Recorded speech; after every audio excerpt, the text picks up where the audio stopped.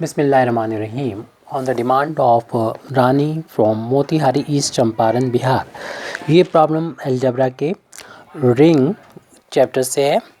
Prove that a ring R is without zero divisors if cancellation law hold in R. यानी multiplication cancellation law जो है वो hold करेगा R में.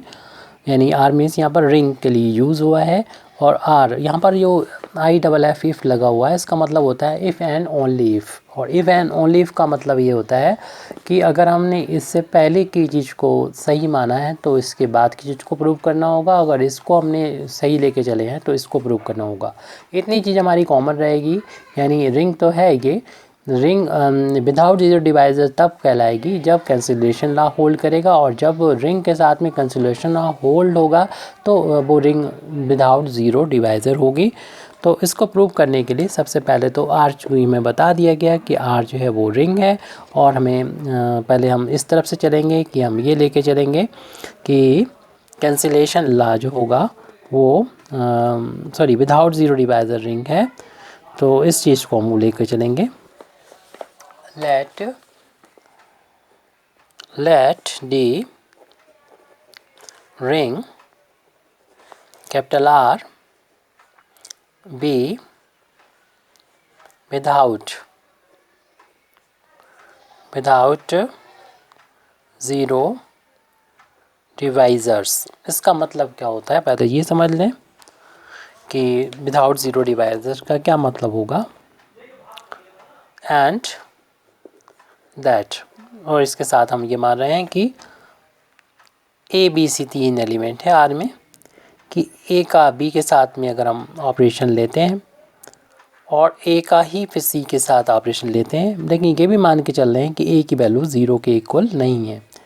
यानी दोनों तरफ इंटू हो रहा है, B में भी C में भी A और A का, लेकिन A ज़ीरो नहीं है. तब हमें अगर हम ये लेके चल रहे हैं कि ये एक भी ज़ीरो डिवाइज़र है आर रिंग, तो हमें प्रूव करना होगा कैंसिलेशन लॉ. ज़ीरो डिवाइज़र का मतलब क्या होगा अभी आगे चल के हमें क्लियर हो जाएगा. और अब हमें प्रूव क्या करना है, हमें प्रूव करना है कि कैंसिलेशन लॉ होल्ड होता है.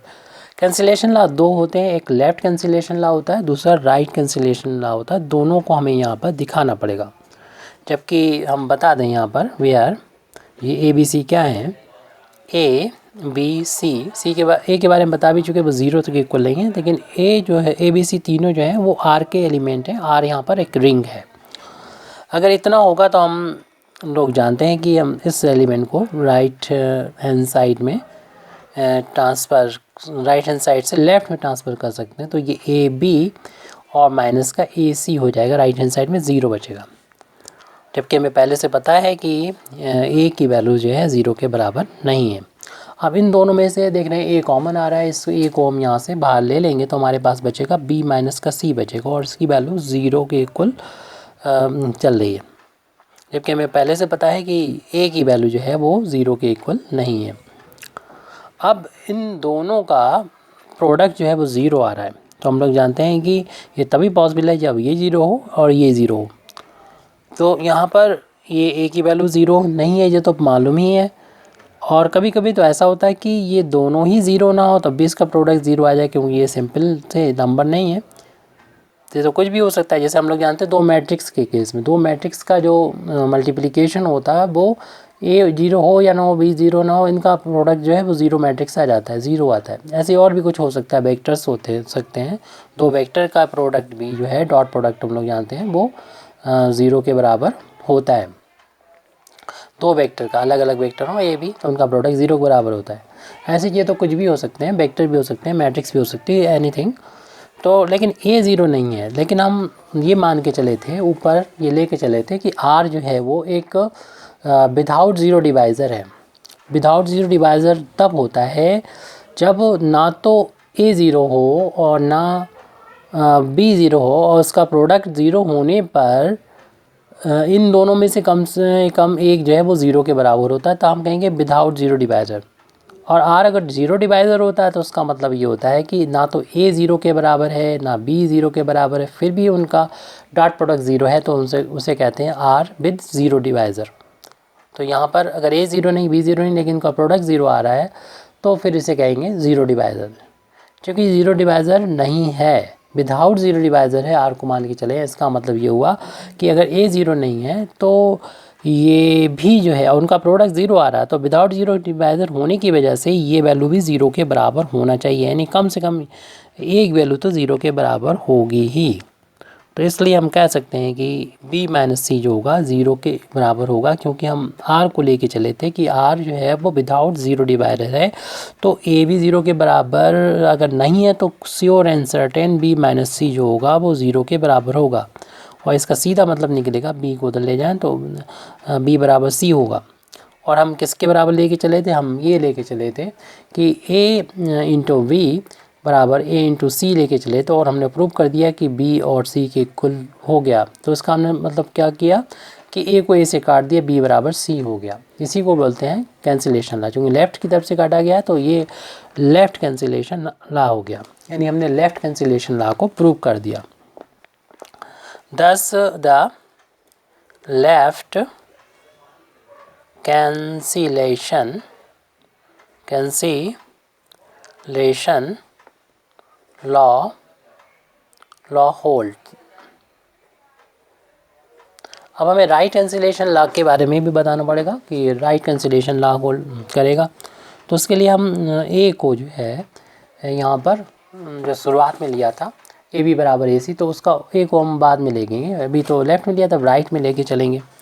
यानी हम लेके चलेंगे बी, यानी हम लेके चलेंगे लेट कि b इंटू ए जो होगा वो c इंटू ए के बराबर होगा। इसमें भी भाई a की वैल्यू ज़ीरो के बराबर नहीं है, ये हम लोग लेके चलेंगे। और हमको जो पता है अभी ऊपर लिखा हुआ है कि r जो है वो विदाउट ज़ीरो डिवाइज़र है। तो अगर दो एलिमेंट इसके लिए जाएं, उनका प्रोडक्ट किया जाए और वो ज़ीरो के बराबर है तो ज़रूर ही उनमें से एक ज़ीरो के बराबर होगा। तो अब हम इसको जो लेके चले तो इसको तो ट्रांसपोज कर देंगे, तो v इंटू ए माइनस का c इंटू ए राइट हैंड साइड में ज़ीरो आ जाएगा, जबकि हमें पता ही है कि a की वैल्यू ज़ीरो के बराबर नहीं है। अब इनमें से हम a को कॉमन लेंगे और वो राइट की तरफ a को कॉमन ले लेंगे, तो a की तरफ a को कॉमन लेंगे तो बचेगा हमारे पास b माइनस सी। तो b माइनस सी इंटू ए बराबर ज़ीरो के बराबर आ गया, जबकि हमें पता है कि a की वैल्यू ज़ीरो के बराबर नहीं है, लेकिन इनका प्रोडक्ट ज़ीरो है और इसलिए ऐसा हो ही नहीं सकता कि ये दोनों ज़ीरो ना हो और ये ज़ीरो के बराबर आए, क्योंकि r जो है वो बता दिया गया कि विदाउट ज़ीरो डिवाइज़र है, तो ज़रूरी इन दोनों में से कोई एक ज़ीरो होगा। ये ज़ीरो नहीं है मालूम ही है, तो ये ज़ीरो के बराबर होगा, क्योंकि r जो है वो zero divisor non zero divisor है, यानी हमने विदाउट ज़ीरो डिवाइज़र है, तो इसलिए कह सकते हैं कि b माइनस सी बराबर ज़ीरो होगा, क्योंकि सिंस r इज़ क्या लिखा हुआ था, विदाउट ज़ीरो डिवाइज़र, ये हमें पता है गिवन है, without r is without zero divisors. तो b को उधर ले जाएंगे तो इस तरीके से c को उधर ले जाने पर b बराबर c आ गया। यानी हम क्या लेके चले थे, हम लोग लेके चले थे b और a का ऑपरेशन बराबर c इंटू ए का ऑपरेशन, और उसका रिजल्ट क्या निकला, b बराबर c। और यहाँ क्या हुआ, a से काट दिया गया, यानी राइट कंसिलेशन लगा दिया। तो इस तरीके से हम कह सकते हैं कि राइट कंसिलेशन लॉ जो है वो होल्ड कर रहा है यहाँ पर। तो लिख देंगे दिस इम्प्लाइज दैट, यानी दस हम कह सकते हैं दस दी राइट कैंसिलेशन लॉ होल्ड्स। तो राइट कैंसिलेशन लॉ यहाँ पर अप्लाई हो गया। तो लेफ़्ट कैंसिलेशन लॉ भी हमने कर दिया और राइट कैंसिलेशन लॉ भी हो गया। तो हमने जब जो स्टेटमेंट था देखें, आर एक रिंग है जो तो मालूम ही है, विदाउट ज़ीरो डिवाइज़र लेके चले तो हमने इफ़ के IFF के बाद वाला प्रूव कर दिया कि ये कैंसिलेशन ला होल्ड करेगा आर में, यानी left cancellation law and right cancellation law दोनों होल्ड करेंगे। अब इसका उल्टा लेके चलेंगे कि आर जो है वो एक रिंग है, अब हम ये ले लेंगे इसमें आर में कैंसिलेशन ला होल्ड कर रहा है, तो हमें ये प्रूव करना होगा कि ये विदाउट ज़ीरो डिवाइज़र होगा, आर जो होगा विदाउट ज़ीरो डिवाइज़र होगा। अब हमें इसका कन्वर्सली प्रूव करना पड़ेगा, तो उसके लिए थोड़ा सी मान लें, अभी जो माना था उसका उल्टा मान के चलना पड़ेगा। अब यहाँ लिख दें कन्वर्सली, उल्टा मान के चलना पड़ेगा, कन्वर्सली ये मान के चल रहे हैं let R be a ring. R के बाद रिंग के बारे में तो बता ही दिया गया था, लेकिन इसमें क्या है इन बिच, इसके ये जो है इन बिच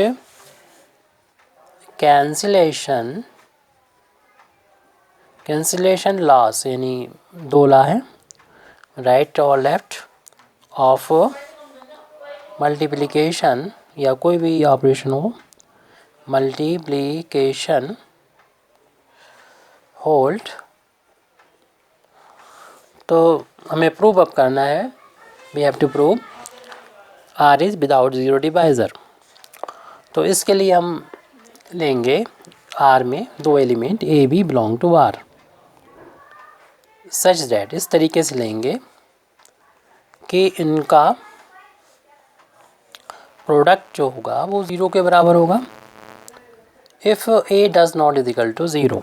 और इसमें ए जो है वो हमने ज़ीरो के बराबर नहीं लिया है, ए ज़ीरो के बराबर यहाँ पर नहीं है।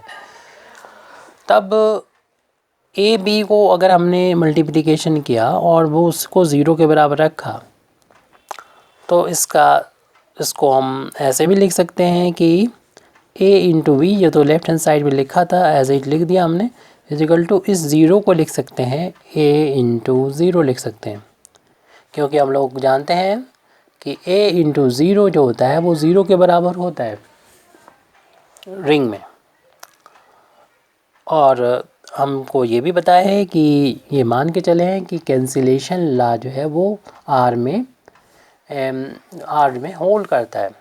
जब कैंसिलेशन ला होल्ड करता है तो ए से हम ए कैंसिल कर सकते हैं, क्योंकि ए ज़ीरो के बराबर नहीं है, तो ए से ए कैंसिल करने पर बी की वैल्यू आ गई ज़ीरो के बराबर आ गई, क्योंकि ये कैंसिलेशन ला होल्ड करता है, क्योंकि हम लोग मान के चले थे कन्वर्स में। तो ये कैसे लिख दिया हमने, कैसे कैंसिल कर दिया, by left cancellation law, left cancellation law के अकॉर्डिंग हमने इसको ऐसे लिख दिया। यानी हम ए बी का प्रोडक्ट ज़ीरो के इक्वल लेके चले थे, तो देख रहे हैं कि प्रूव हो गया कि बी बराबर ज़ीरो आ गया।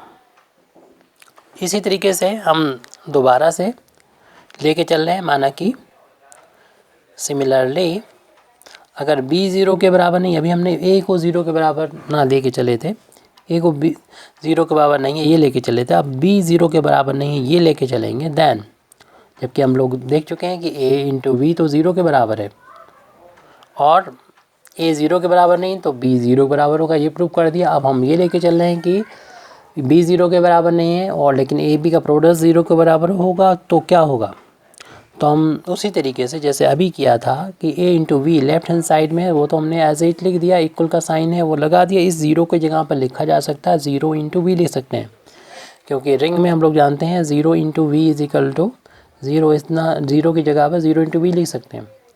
और हमने आर ऊपर ले लिया है कि आर के बारे में रिंग में ले लिया है कि वो कैंसिलेशन लॉ को होल्ड करता है, और कैंसिलेशन लॉ दो होते हैं, left cancellation law, right cancellation law. यहाँ पर राइट कैंसिलेशन लॉ अप्लाई हो रहा है, यानी बी को बी से कैंसिल कर देंगे तो क्या बचेगा हमारे पास, ए बराबर ज़ीरो आ गया। कैसे लिख दिया, ये लिख देंगे by right cancellation law, cancellation right cancellation law के अकॉर्डिंग हमने इसको लिख दिया, यानी ए बी इंटू बी बराबर ज़ीरो अगर है तो हम दोनों को मिला के कहें अगर, तो बी ए बराबर ज़ीरो आ रहा है, अगर दोनों को मिला के कहें 10 ए इंटू बी, यानी इन दोनों को मिला के कहें कि ए बी बराबर अगर ज़ीरो है तो या तो बी बराबर ज़ीरो होगा या ए बराबर ज़ीरो होगा।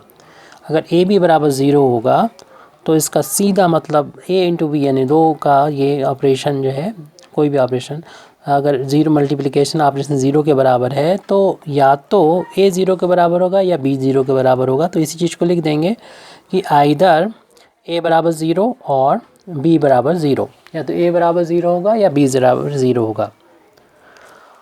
और हम लोग जानते हैं कि ये प्रॉपर्टी जिसमें भी सेटिस्फाई हो जाती है अलजेब्रिक स्ट्रक्चर में, वो हो जाता है विदाउट ज़ीरो डिवाइज़र। तो यहाँ पर हमारा जो रिंग है वो विदाउट ज़ीरो डिवाइज़र हो जाएगा। थस हम इस तरीके से कह सकते हैं देयरफॉर आर इज़ विदाउट, ये हमारी zero divisor without zero divisor की कंसेप्ट है। Therefore R is without zero divisor यानी दो नंबर्स का अगर प्रोडक्ट ज़ीरो आ रहा है तो उनमें या तो पहला ज़ीरो होगा या दूसरा ज़ीरो होगा। ये प्रॉपर्टी कहलाती है विदाउट ज़ीरो डिवाइज़र। तो यही हमको प्रूव करना था, दोनों तरफ से कर दिया हमने। Thank you very much Indeed for listening me. व आखिर दावाना अल्हम्दुलिल्लाहि रब्बिल आलमीन।